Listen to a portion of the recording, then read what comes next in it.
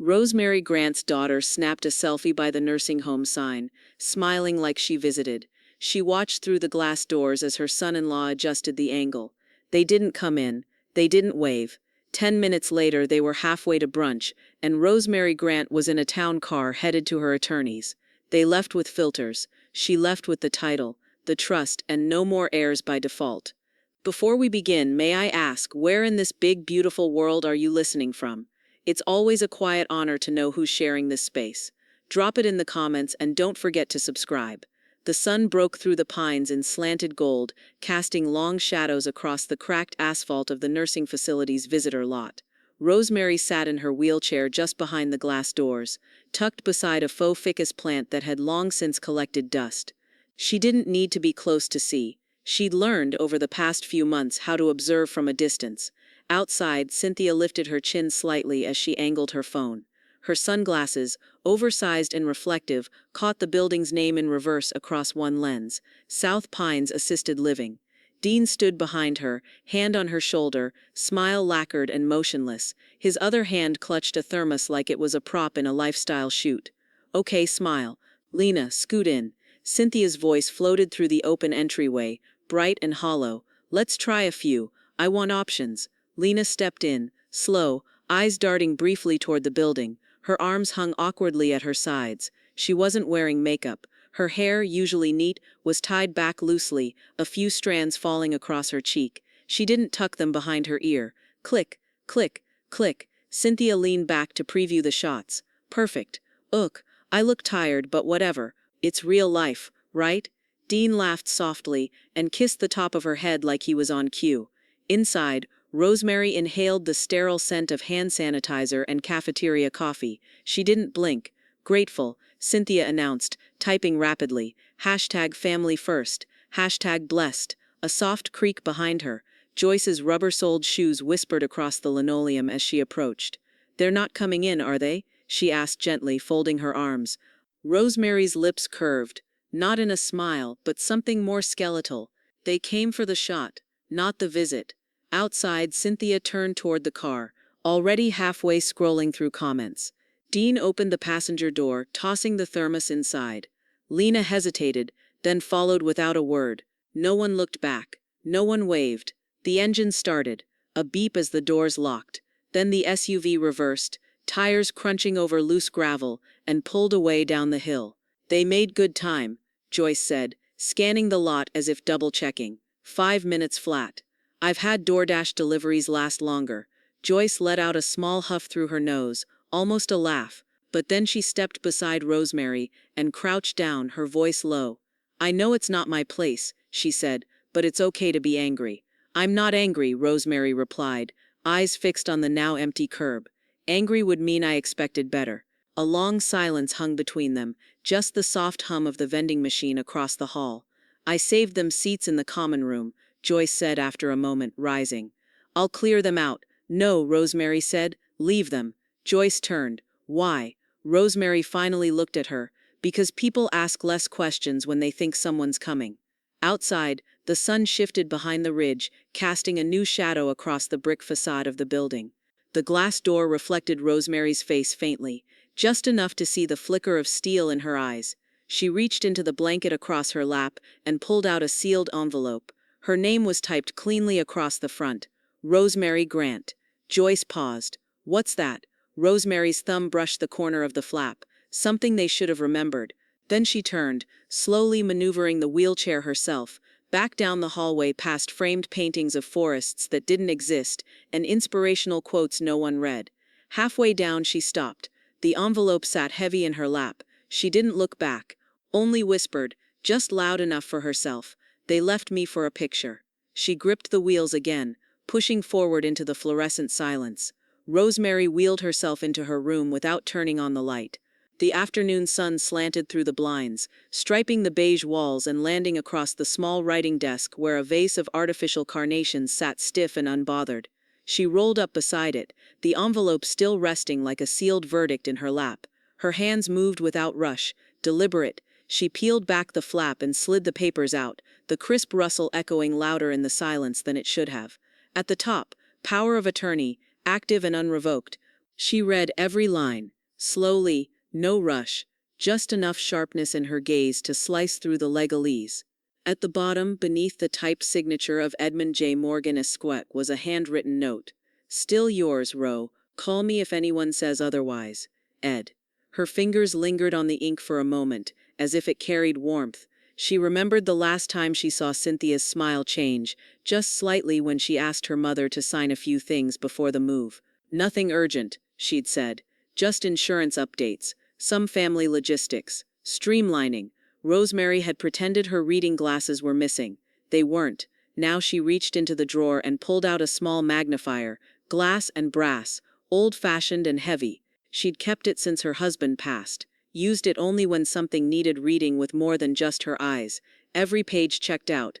Every signature was still hers, not theirs. A soft knock.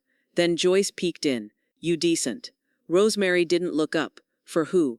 Joyce smiled faintly and stepped inside, carrying a small carton of milk and a folded towel. She placed both on the nightstand without comment. "They're asking again," Joyce said after a moment. "About your care plan. How long it's covered." "I said I didn't know, but I know." Rosemary looked up. "And what do you know?" "That it's not their business." The two women held each other's gaze for a long beat. Joyce stepped closer, dropping her voice to a whisper. "Dean asked if Medicare had a cutoff point for private rooms. Cynthia mentioned reallocating assets." Her words, not mine. Rosemary's face didn't move, but something behind her eyes shifted.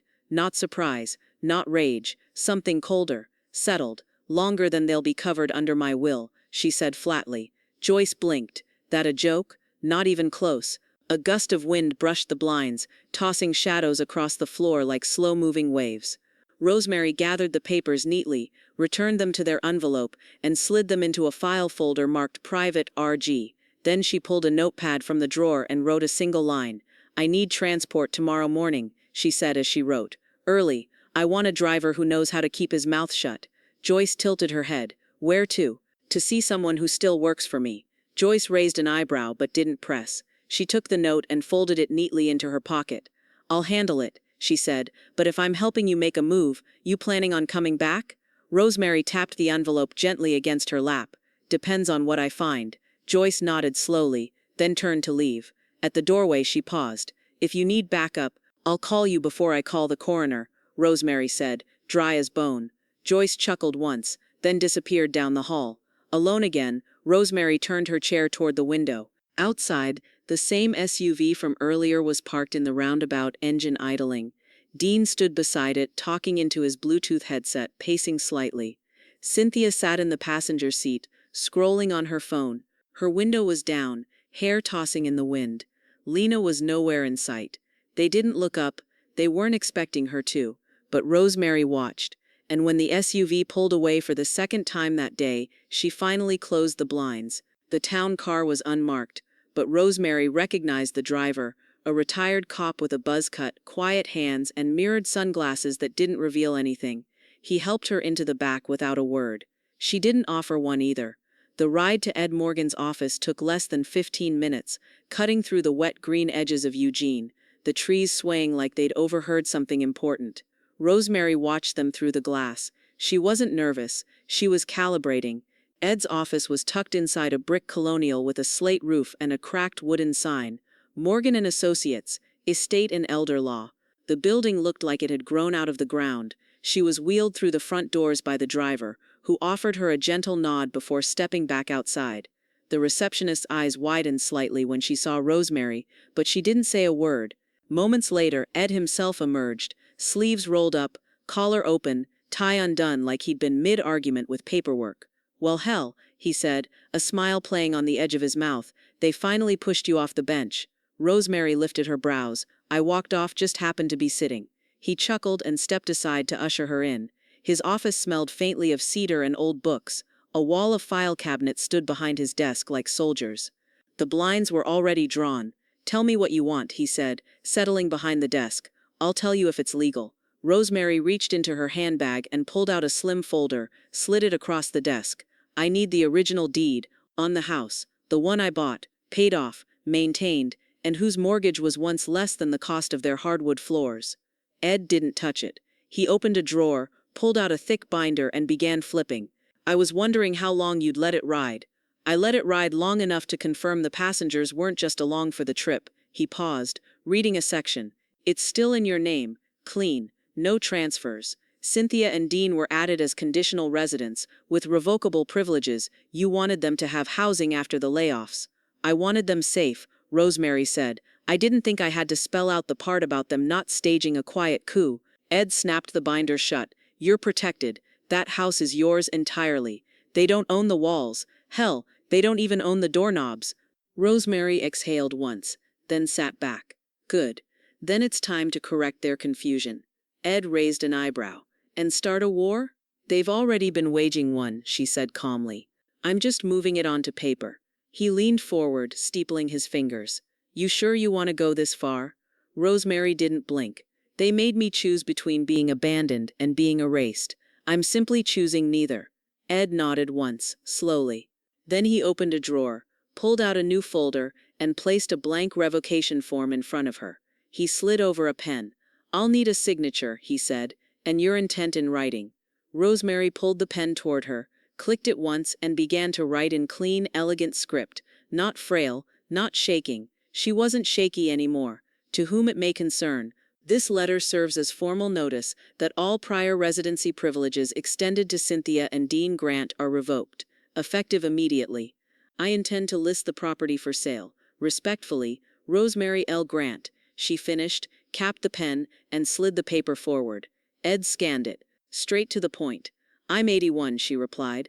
I don't have time for metaphors. He placed the form into a manila envelope and sealed it. You'll need to authorize showings, he said, quietly. I don't want signs. I don't want noise. Discreet it is. Ed stood and walked to the file cabinet, pulling a key from his pocket. As he turned the lock, he looked over his shoulder. This is going to blow a hole in their world. Ro, I'm not aiming for a hole, she said without flinching. I'm aiming for clarity. Ed didn't speak as he walked back to his desk, holding a second folder, this one thick, banded, and marked with a red sticker labeled Statements. Joint Account RG. He placed it in front of Rosemary without opening it. Thought you might want to see where the termites have been chewing.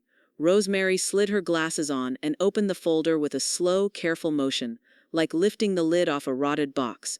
The ledger sheets were dense with entries. Home improvement stores, contractor fees, appliance showrooms, specialty lighting. Ed tapped one with a pen. That's a $7,800 install for custom Italian tile in your ensuite bathroom. You haven't been home since April. Rosemary's voice was dry. I suppose I should be grateful I paid for a room I couldn't walk into. He flipped the page. They bought ergonomic seating for caregiving at Restoration Hardware, a $5,200 sleep system bed for themselves. Called it part of your long-term comfort plan. Comfort for whom? She asked, eyes narrowing.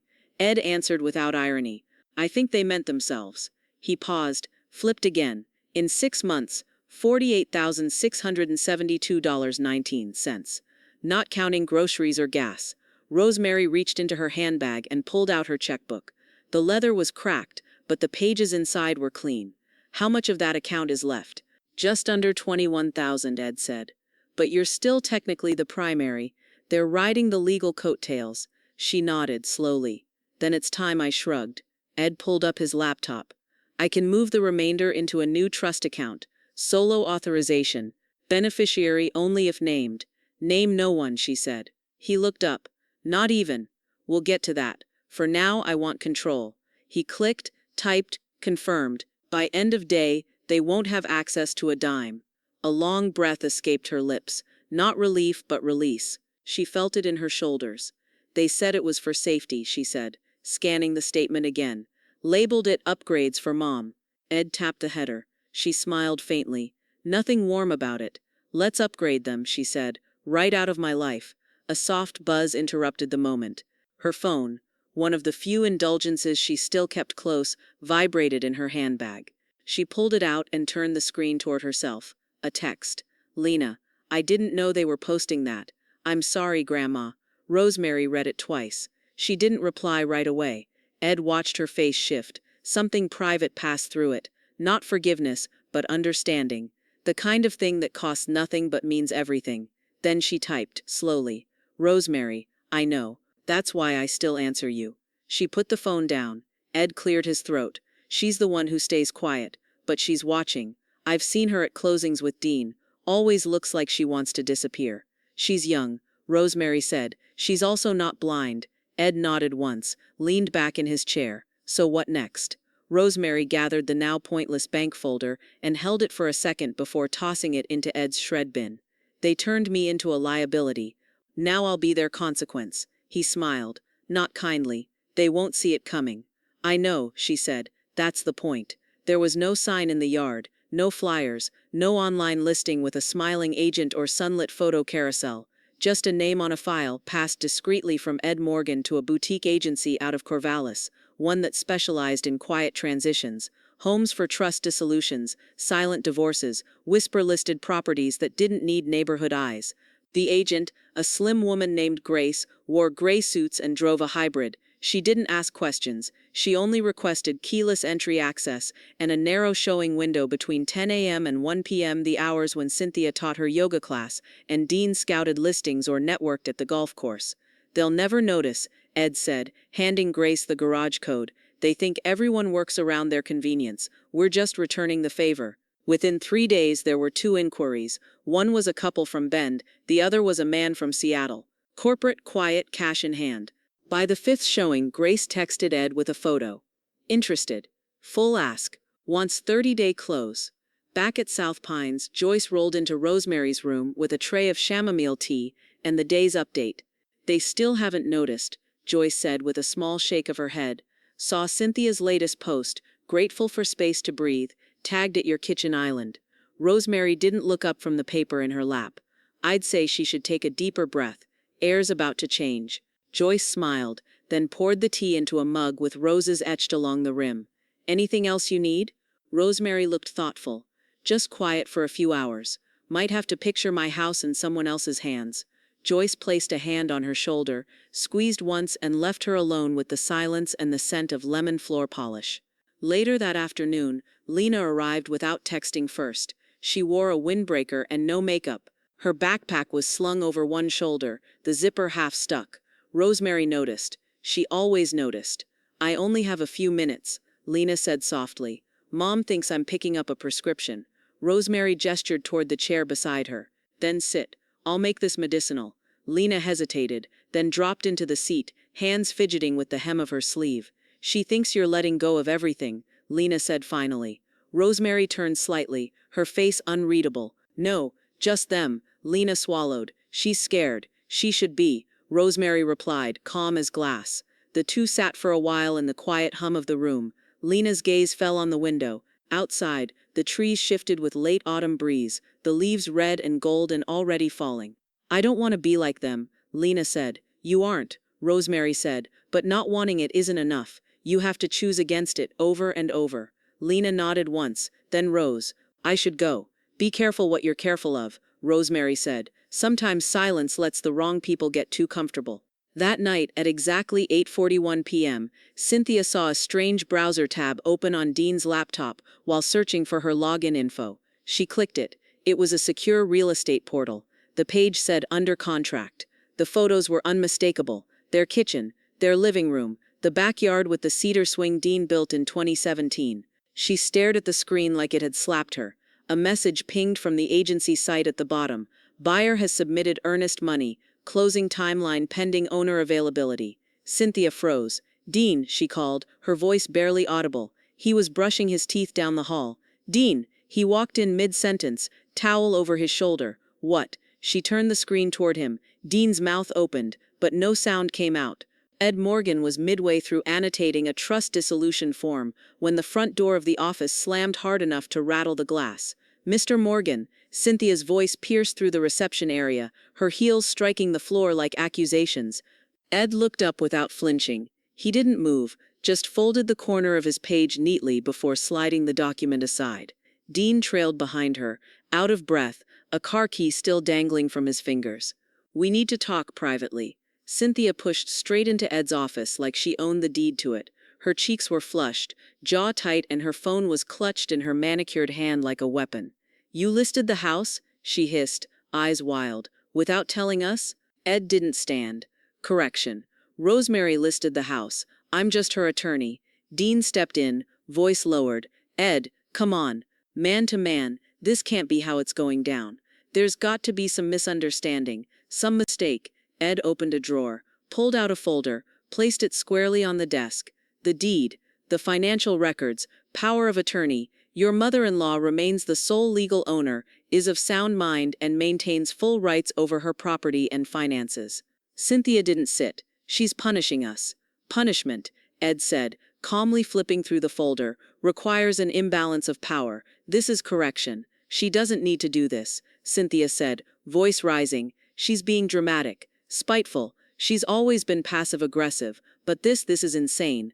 Passive. A voice came from the adjoining room. Cynthia froze. A second later, the door creaked open, and Rosemary wheeled herself into view. Her posture was upright, composed, a blanket folded neatly across her lap. Her expression was unreadable, but her eyes didn't blink.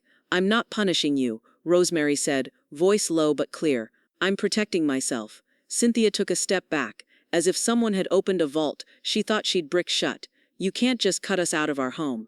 It's my home, Rosemary replied. You were tenants by convenience. That convenience has expired. Dean looked to Ed, trying to pivot. We've been investing in the property, maintaining it. That should mean something. It means you paid for things, Ed said, from Rosemary's account, which she has now secured. You were guests, not heirs. Guests don't inherit the couch, because they once fluffed a cushion. Cynthia's voice dropped to a bitter whisper. We opened our lives to her. No, Rosemary said. You opened your wallets. Mine just happened to be inside. Dean sat down heavily, as if his knees gave out. Cynthia didn't move. Her face cracked open just slightly. Hurt, anger, panic, all filtered through practiced restraint. Do you understand what this looks like from the outside? People will think. Let them, Rosemary cut in. They always thought I was being taken care of. Now they'll know I was just being taken. The room was silent except for the faint ticking of the wall clock above Ed's desk. Cynthia clenched her phone in her hand. You won't get away with this. I'm not running, Rosemary said. That was always your style. Ed closed the folder and set it aside. Unless you have a legal basis to contest any of this, and I'd caution you not to fabricate one, you're done here. Dean stood slowly, face pale. What are we supposed to do now? Rosemary wheeled forward until she was just a foot from the edge of the desk. Adapt, she said. The way I did when you left me in a hallway and smiled for a camera. The envelope was thick, the paper inside heavier than it needed to be. Intentional. Rosemary had requested it be printed on bonded linen stock. Weight, after all, carried meaning. It arrived via courier mid-morning. Not certified mail, not email, hand-delivered with a signature required. The courier didn't smile. He was paid not to. Cynthia opened it in the kitchen, her hands shaking slightly. Dean stood across from her, still in pajama pants and slippers, a half-eaten piece of toast wilting on his plate. She didn't read it aloud, but the headline was bold enough to burn. Notice of revocation of occupancy and intent to vacate. 30 days. Dean took the letter after she dropped it on the counter like it had teeth. 30 days, he said. She's evicting us? Cynthia didn't answer. She walked out of the kitchen, grabbed her phone, and paced onto the back deck like she needed oxygen. Instead, she opened Instagram. A new post. A filtered photo of the house's front porch, mid-morning light slanting across the wooden railing. The caption, some people don't know when to let go. Lena saw it within the hour. She didn't like it, didn't share it, just commented. Some people don't know when to stop taking. She turned off her phone after that. Back at South Pines, Joyce leaned against the doorframe of Rosemary's room, arms folded across her chest and eyebrows raised. You mailed it, she said. I sent it, Rosemary corrected. Mail doesn't get the message across. Joyce walked over and took a seat beside her. They must be having a hell of a morning. They had a hell of a year, Rosemary said. I just stopped funding it. Joyce tilted her head. They thought you were locked in here. Rosemary turned slowly toward the window. I was getting a better view. Outside, a delivery van pulled into the parking lot. Nurses' lunches, likely, but the motion stirred something in her, a memory. She turned back to her desk, where a second envelope sat waiting. This one for Grace, the agent. She'd drafted it last night. Staging instructions, approved contractors, temporary furnishings. An empty house sold better than one full of bad history. Meanwhile, across town, a larger truck had pulled into the circular drive of her former home. White, clean with gold script across the side, heirloom staging and design. Two movers hopped out, both in dark polos. They rang the bell just once before Dean opened the door, face drawn tight. He stepped aside without speaking. They walked in, glanced around. "We're here to prep for the walkthrough tomorrow," one of them said. Dean didn't answer. Cynthia sat on the living room couch, staring at nothing, the eviction letter now resting face down on the coffee table beside her empty mug. "You'll want to remove any personal items today," the second mover said, already measuring the wall behind the couch. "We've got a van arriving this afternoon with neutral decor." Dean nodded once and walked upstairs. One of the movers found Cynthia still staring at the wall. "Ma'am?" he asked gently. She blinked, then stood slowly and walked out of the room. Her bare feet whispered against the hardwood she once insisted on upgrading. The listing went live just after 9 a.m. No announcement, no fanfare, just a quiet entry on a niche Northwest Realty site, buried between luxury townhomes and retirement downsizes. But the photos, oh the photos, glowed. The kitchen Cynthia had remodeled 2 summers ago gleamed in filtered morning light, the new subway tile backsplash catching reflections off stainless steel appliances. The counters were bare, wiped clean of the coffee maker she swore she couldn't live without. The captions were spare but pointed: "Charming elder-owned property in desirable neighborhood. Thoughtfully updated. Move-in ready. Serene rear patio. Light-filled reading nook. No deferred maintenance." It took less than 20 minutes before the comments started. Former neighbors. Real estate watchers. Curious strangers. "Beautiful space. Love the openness. Whoever lived here clearly took great care of it. That kitchen. Wow. None of them knew whose hands had paid for that kitchen. None of them knew who never even got to eat a meal there." At South Pines, Rosemary sipped her tea slowly as Joyce scrolled through the comments. "They're loving it," Joyce said. "You're trending on a local subreddit. Is that a compliment?" Joyce shrugged. "Closer to a cosmic joke." The phone rang. Rosemary didn't flinch. She already knew who it was. She let it ring twice before answering, her voice steady. "Rosemary Grant, you're really doing this?" Cynthia's voice came through the line sharp and tight. No preamble, no greeting, just static and tension. Rosemary closed the magazine on her lap and set it aside. "Cynthia, good morning. You could have talked to us. You didn't have to humiliate us." "This isn't humiliation," Rosemary said. "It's escrow." There was a pause on the other end. She could almost hear Cynthia blinking. "You think this fixes something?" "No," Rosemary said calmly. "I think it finishes something." Another silence, longer this time. Then, "We've lived here, built our lives here. You built them on mine." Cynthia's voice dropped to something low and uncertain. "Mom, I don't know where we're supposed to go." "I didn't either," Rosemary replied. "You figured it out for me." She hung up before Cynthia could say anything else. 10 minutes later, Ed forwarded her a message he'd received. One of Dean's business partners, Greg Alcott, local mortgage broker, had texted with a vague inquiry. "Is this true about Dean's place? Thought it was family property." Another message followed 2 minutes later. "Dean mentioned co-ownership. That's not showing up anywhere in the county records." Ed didn't respond to either. He just forwarded the chain to Rosemary with a subject line: "Dominoes, meet gravity."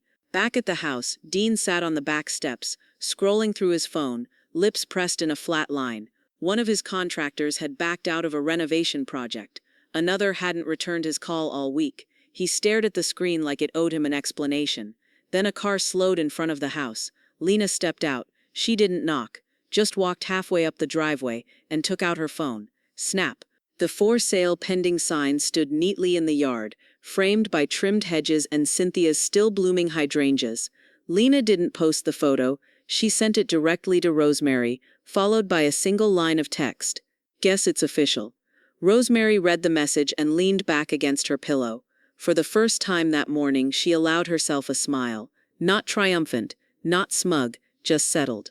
The pen made a soft scratch across the signature line: "Rosemary Grant." In blue ink, deliberate and clean. Across the desk, the buyer nodded, mid-40s, polite, uninterested in small talk, and wired for efficiency. He barely blinked as the title officer gathered the documents, triple-checked IDs, and slid everything into a thick manila envelope. "Congratulations," the notary said. Rosemary didn't respond. She was already looking at the check confirmation Ed handed her. Proof of funds wired to her new trust account that morning. The house was gone. The house that had once held her daughter's baby shoes and her husband's armchair. The house she'd watched become less a home and more a stage set for a life she no longer recognized. Sold. Final. Irrevocable. Ed leaned back, folding his glasses and setting them on the desk. Feels different on this side of the line, doesn't it? Rosemary smiled faintly. It feels earned.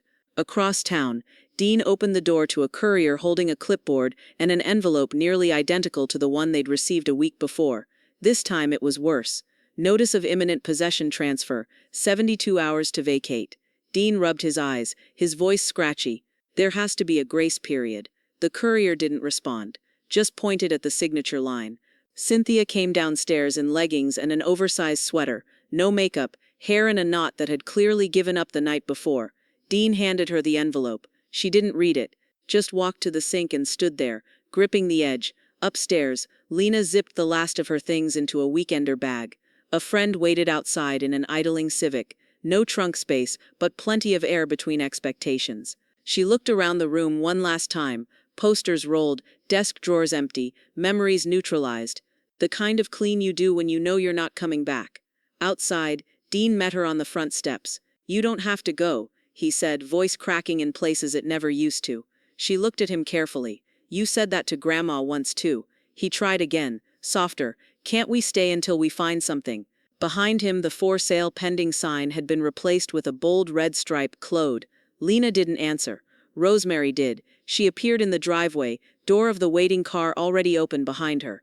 She wore a navy peacoat buttoned to the collar, her posture stiff but unshakable. "I already found something," she said, meeting Dean's eyes. "What's that?" he asked, voice brittle. "Self-respect." Dean didn't follow her gaze as she turned away and stepped into the car. She didn't look back. The car pulled away without ceremony. At Ed's office, a final email pinged into the inbox. Wire confirmation. Full transfer complete. Buyer assumes possession immediately. Ed turned the screen toward her. "Deal's closed," he said. "No contingencies, no handoffs, clean break." "I like clean," Rosemary said. "I was overdue for it." He smiled, then stood to pour coffee. "So where to now? You want to go back to South Pines?" "I'm not going back," she said. He turned, brows raised. "I used the funds already," Rosemary continued.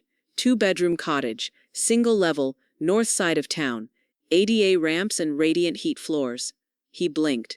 "You closed on your own property?"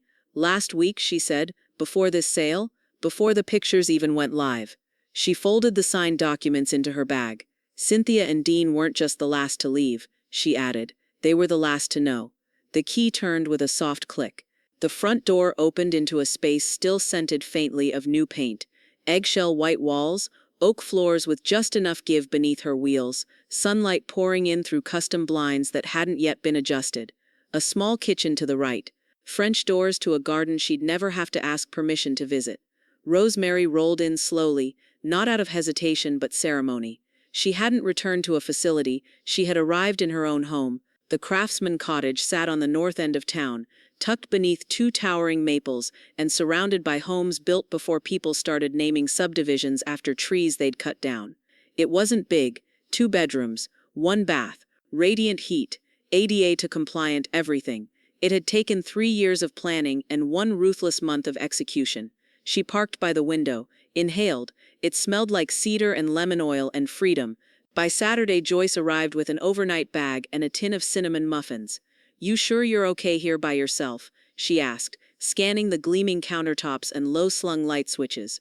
Rosemary gestured at the house with a sweep of her hand. "Took them half a lifetime to put me in a box. I'm not climbing back into one."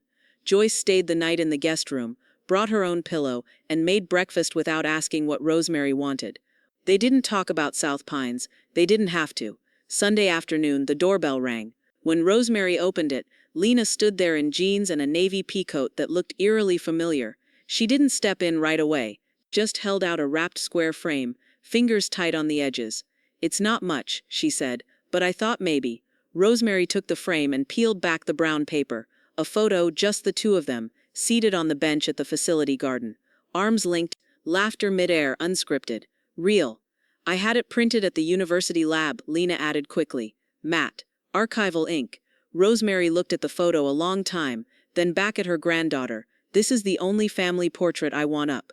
Lena's eyes filled, but she didn't cry. Inside, the frame found its place on the mantel, centered. No clutter, no others beside it. The next week, Rosemary got a letter postmarked and pathetic. Cynthia's handwriting on the return address. A single page inside. "We're exploring legal options. You manipulated the situation. There will be consequences." Rosemary handed it to Joyce without reading the rest. Joyce read it aloud, deadpan, then tore it in half and dropped it into the compost bin. Cynthia had attempted to file a coercion claim. The state investigator had reviewed the footage from South Pines, the financial documents, Ed's statements, and Rosemary's updated cognitive screening. Claim denied.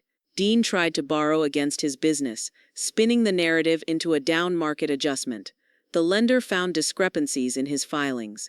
Income padded, past projects exaggerated.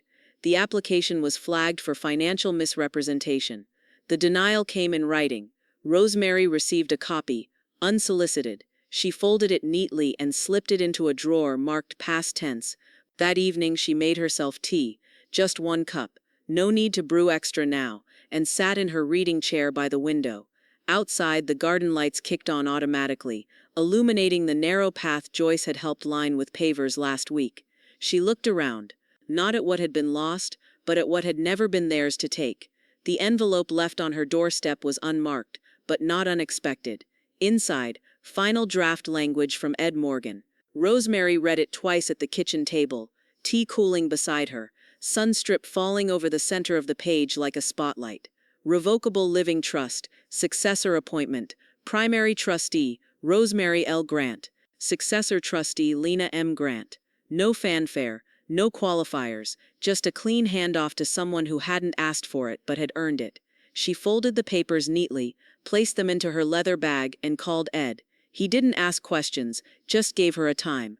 The next morning, she rolled into his office with the quiet purpose of someone signing a contract with herself. Ed met her at the front with a fresh cup of coffee and a look that said he already knew what she'd decided. "I figured this was coming," he said. "You figured right." They sat across from each other at the long walnut desk. The notary stood in the corner, clipboard ready, a seal already warming on the press. Rosemary opened the folder. "Page 6, she said. "We're removing Cynthia's name from all health directives and estate authorizations, permanently." "Done," Ed said, already making the mark. "And Dean," she continued, "needs to be listed in the conflict of interest clause.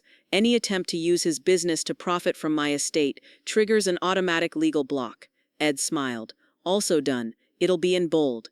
They moved through the rest quickly, confirmed identity, swore statements, signed in duplicate, 1 copy for Ed's fireproof cabinet, another for a safe deposit box Rosemary had just opened the day before. When it was over, Ed tapped the final page and turned it toward her. "You sure about Lena?" "She never asked for anything," Rosemary said. "That's the kind of person you give something to." Later that afternoon, Lena came by with a carton of strawberries and a dog-eared copy of Rebecca she wanted to leave behind, for next time. Rosemary waited until they'd shared a slice of pound cake before sliding the envelope across the table. "What's this?" Lena asked, voice already cautious. "You're my trustee now." Lena blinked. "What?" Rosemary didn't elaborate.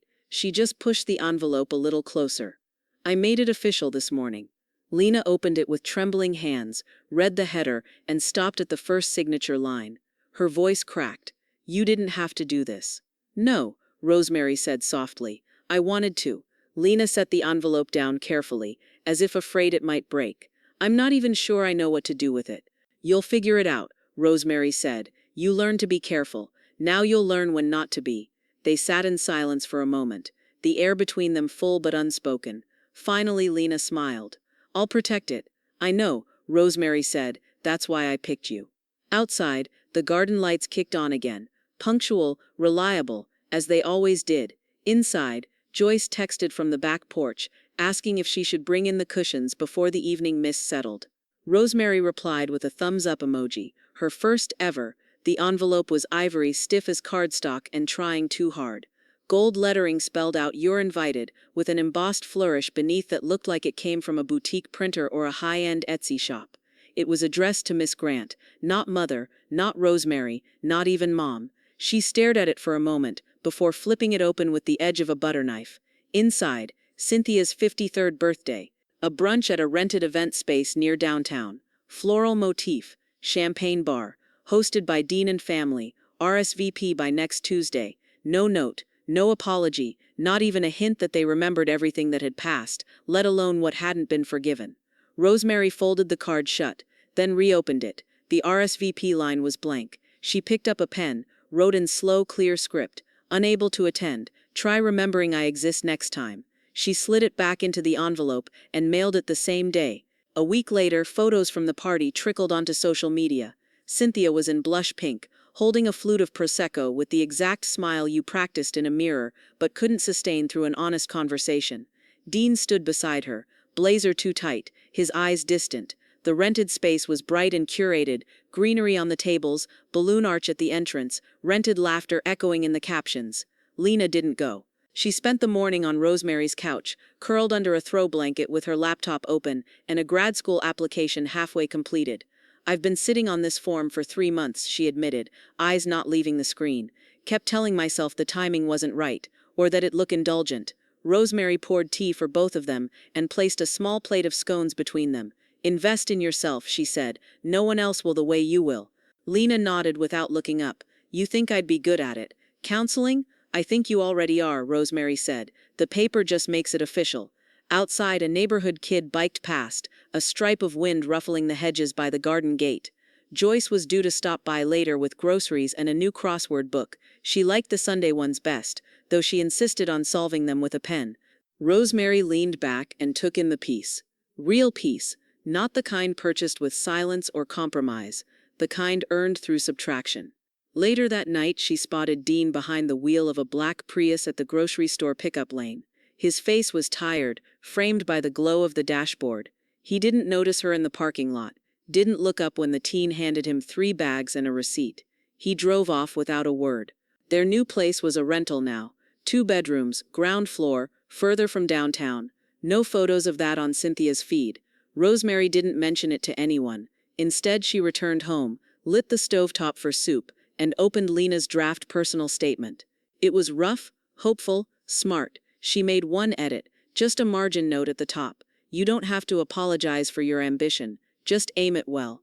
The reporter had been polite, almost hesitant. Mid-30s, wire-rimmed glasses, a voice that trailed at the end of every question like he didn't want to press too hard. "It won't be a hit piece," he'd promised on the call. "Just the truth. You've done something most people only fantasize about." Rosemary had agreed, under one condition: no dramatics, no heroic language, no long-suffering widow tropes, just the facts, just the paper. She sat for one photo. On the porch of her cottage, arms crossed gently over her lap, expression neutral. It was how she wanted to be remembered, unmoved, not unfeeling. The article ran on a Thursday. Headline: "One woman, one signature, total control." Subhead: "After her family left her behind, Rosemary Grant took everything back on paper, in court, and in full." The story was measured, respectful. It outlined the financial missteps, the misuse of joint accounts, the deed, the trust. It didn't name Cynthia or Dean, though it didn't need to. Anyone in town could fill in the blanks.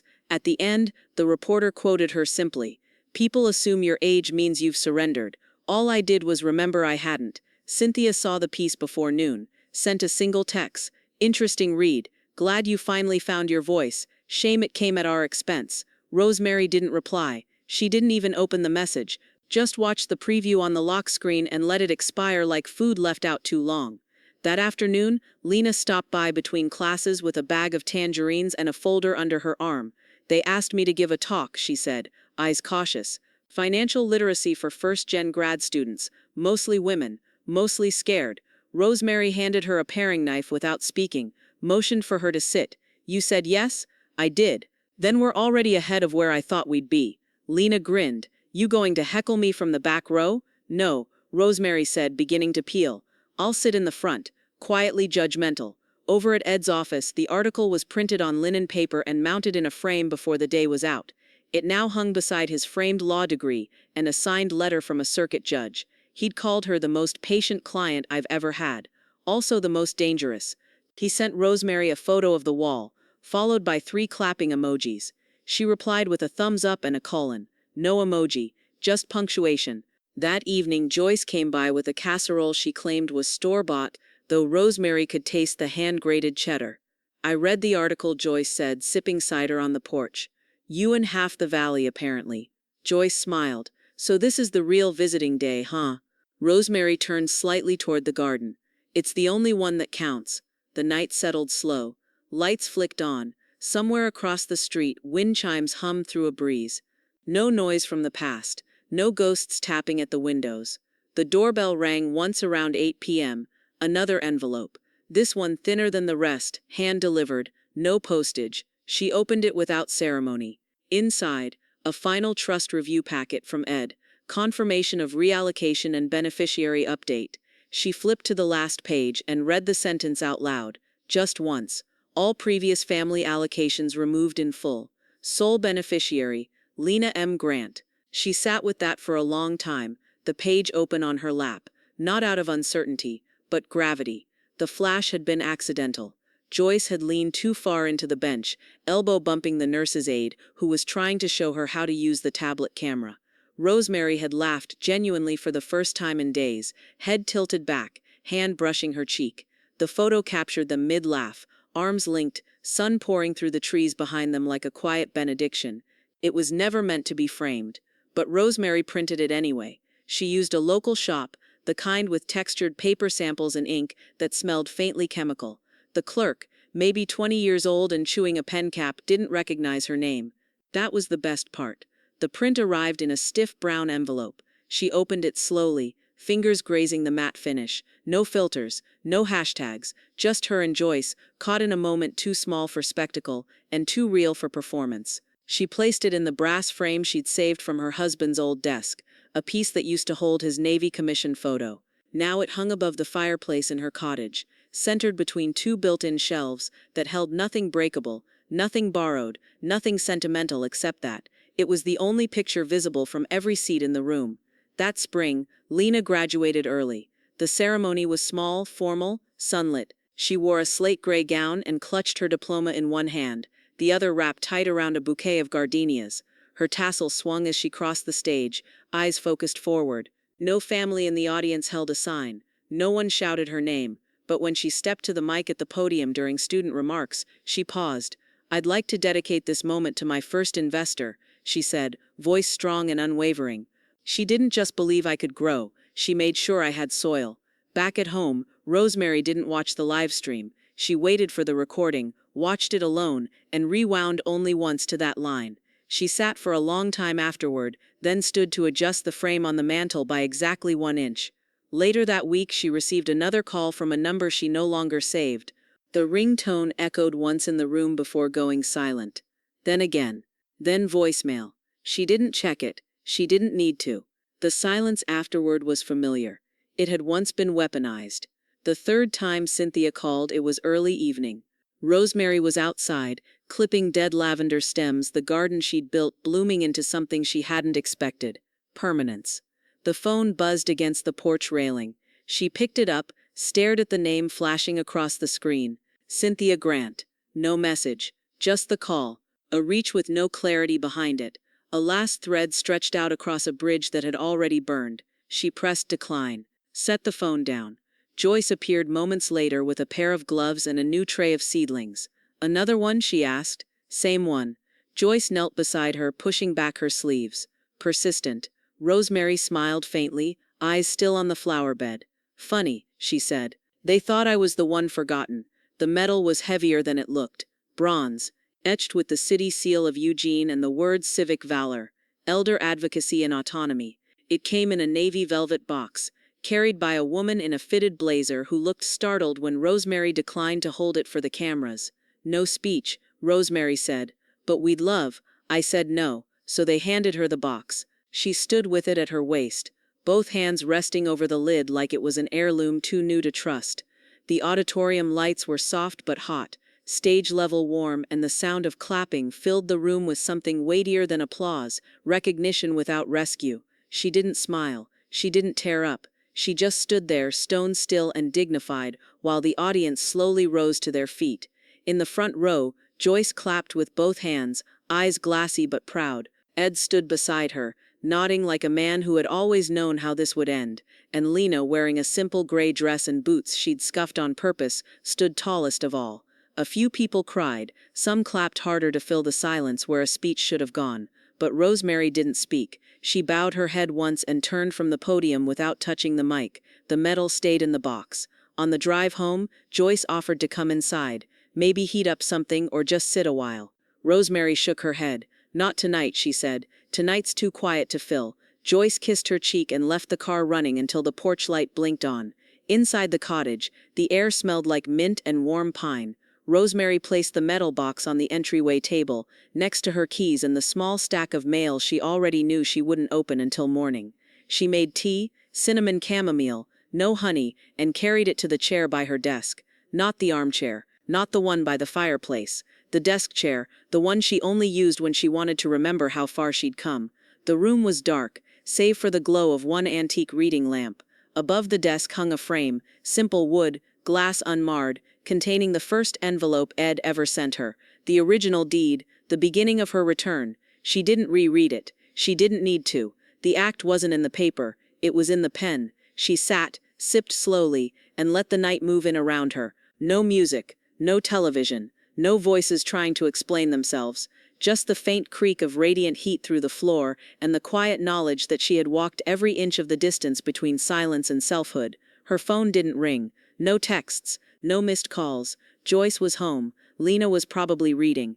Ed was likely filing someone else's battle into quiet paperwork. And Cynthia, she could guess, but she didn't. She closed her eyes, not tired, just done. Outside, the wind slipped through the garden gate, rustling the lavender she'd clipped herself last week. A slow shifting sound like breath. Inside, she opened the drawer beside her and placed the medal inside without looking at it again. Not because it didn't matter, because it didn't change anything. She had already won the day she stopped asking for permission. She glanced up once more at the envelope on the wall, plain, legal, and utterly hers. Then, with one last sip of cooling tea, Rosemary leaned back and whispered, "They left me for a picture. I left them with the full frame empty.